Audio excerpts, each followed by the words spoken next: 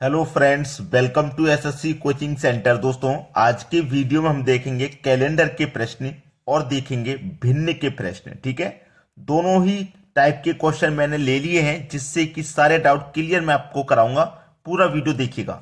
चलिए स्टार्ट करते हैं। पहला सवाल है, यदि 1 अक्टूबर को रविवार हो तो 1 नवंबर को क्या होगा? ये सवाल इसलिए अच्छा है क्योंकि इसमें कोई ईयर नहीं दिया गया। 1 अक्टूबर को यानी कि 1 अक्टूबर को रविवार था, उसने ये बोल दिया कि 1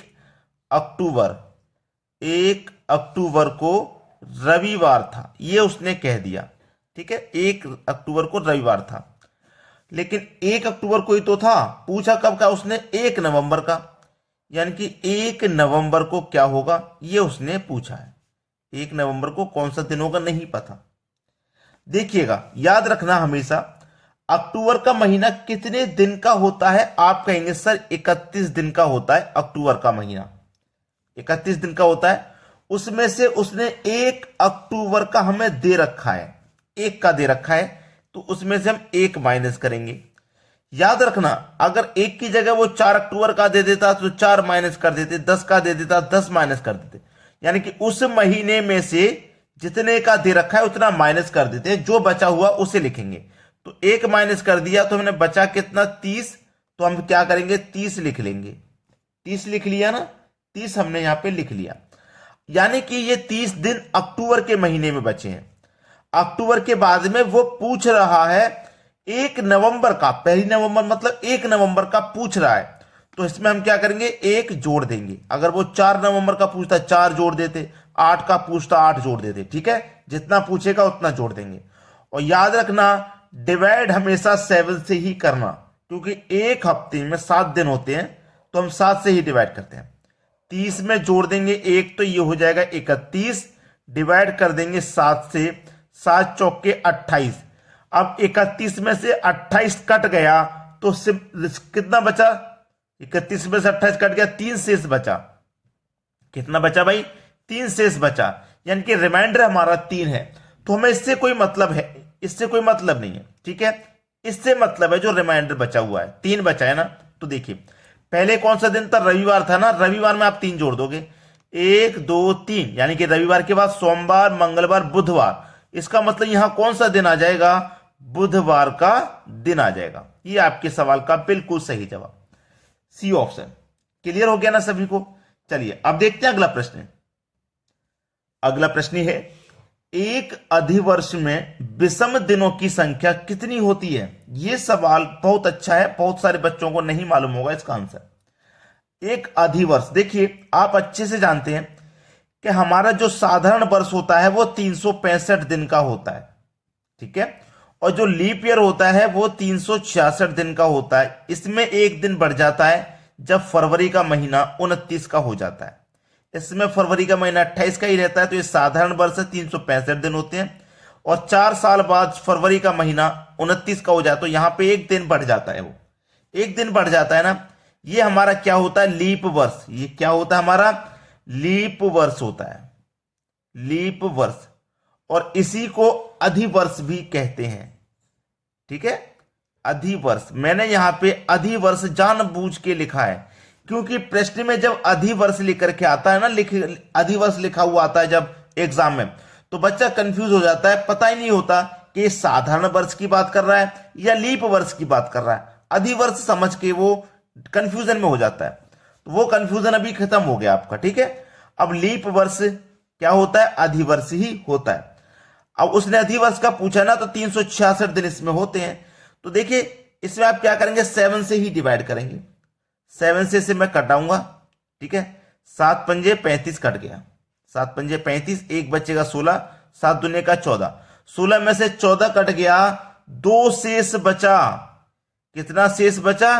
2 शेष बचा, 2 शेष बचा। 52 बार में कट गया, यानी कि देखो मैंने 366 को 7 से कटाया है, यानी कि हफ्ते की संख्या से कटाया है।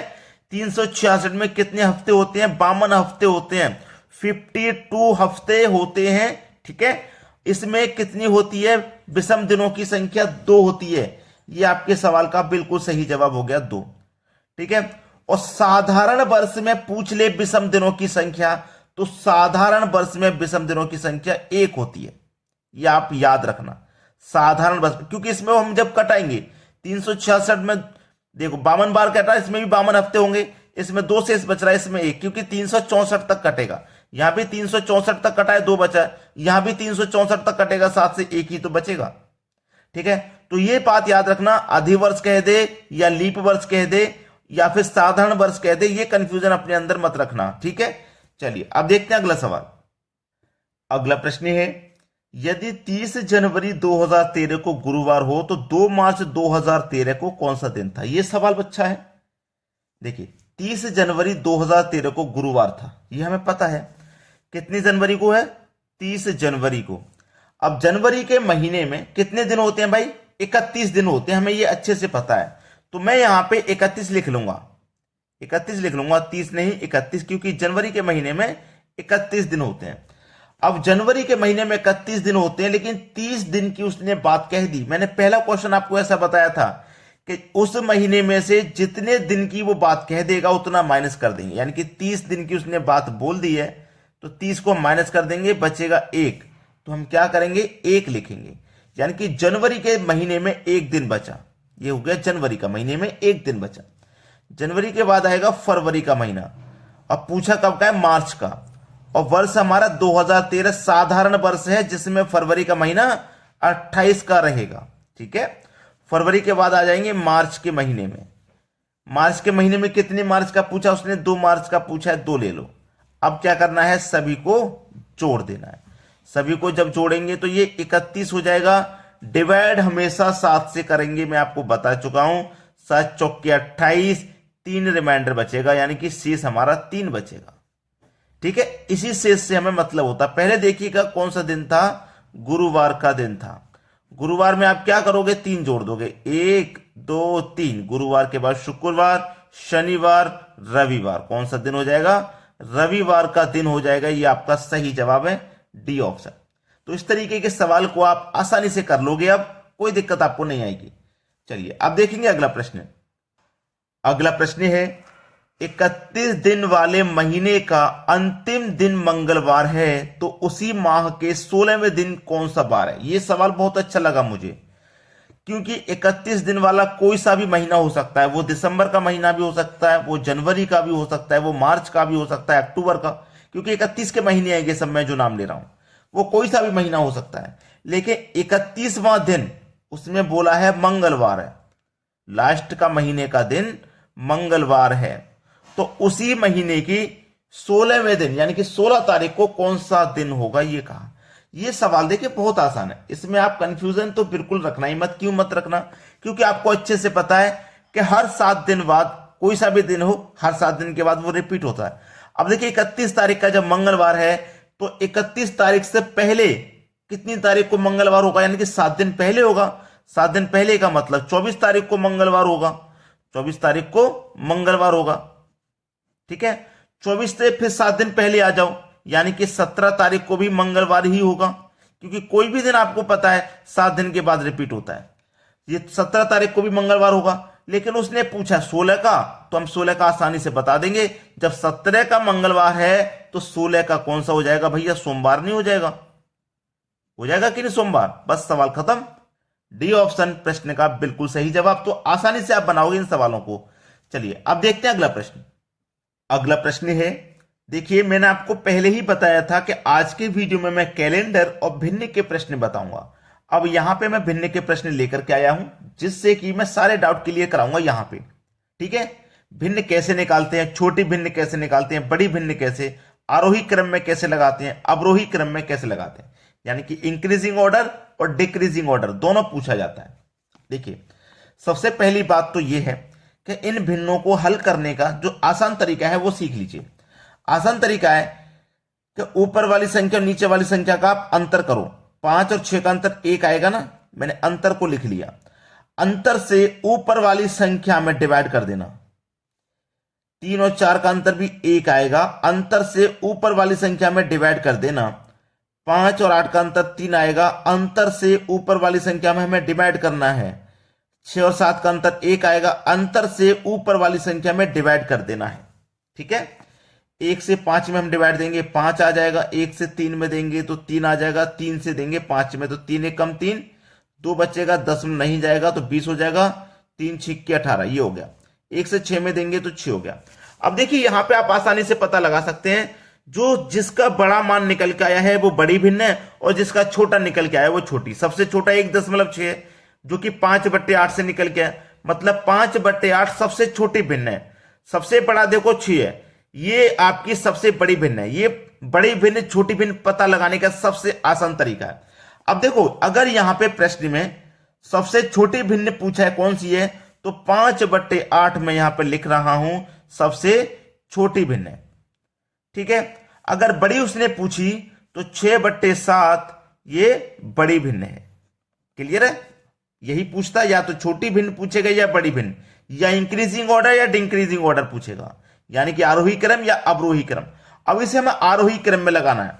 आरोही पहले लगाते हैं, आरोही क्रम, आरोही क्रम में लगाते हैं हम इसको पहले। आरोही क्रम का मतलब होता है बढ़ता हुआ क्रम, यानी कि छोटे से स्टार्ट करेंगे, फिर उससे बड़ा लिखेंगे, फिर उससे बड़ा, इस तरीके से आरोही क्रम। तो पहले सबसे छोटा लिखिए जो कि 5/8 है।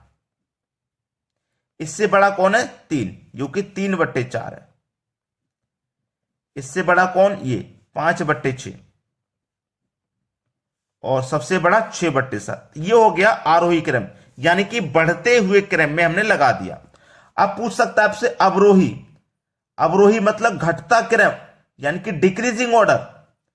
ये हो गया इंक्रीजिंग ऑर्डर, इंक्रीजिंग, और ये होता है डिक्रीजिंग ऑर्डर, यानी कि अवरोही क्रम में घटते हुए क्रम में लगाना।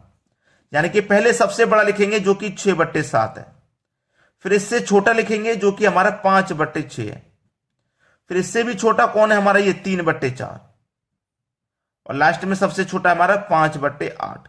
ये बात आपको यहां समझ में आ गई या नहीं आई, अभी कमेंट कर देना। ठीक है, सभी को समझ में आ गया होगा। चलिए अब देखते हैं अगला सवाल। अगला सवाल है 15/16, 8/3, 11 के बटे में 12, 7 के बटे में 8। चलिए यहां पे मैं इसे होमवर्क के लिए दे दूं आपको या नहीं। एक बात याद रखना, यहां पे आप इनका अंतर नहीं करोगे, क्योंकि देखो प्रॉपर भिन्न है 15/16। ऊपर वाली संख्या हमेशा छोटी होती है, ऊपर वाली संख्या हमेशा छोटी होती है और नीचे वाली बड़ी होती है, तभी हमारा प्रॉपर भिन्न होता है। लेकिन यहां पे 8 ऊपर बड़ी है नीचे छोटी, ये प्रॉपर भिन्न नहीं है। इसका अंतर आप नहीं करोगे, इसका तो पहले से ही अंतर हुआ है, यानी कि इसमें तो 3 से डिवाइड चला जाएगा, सीधा सीधा चला जाएगा कि नहीं। इसमें तो 3 से भाग चला ही जाएगा। जब ऊपर वाली संख्या बड़ी है नीचे वाली छोटी है तो भाग तो इसमें चला ही जाएगा। इसमें आप अंतर नहीं करना। चलिए मैं आपको बताता हूं, मैं आप होमवर्क के लिए नहीं दे रहा, मैं बता रहा हूं।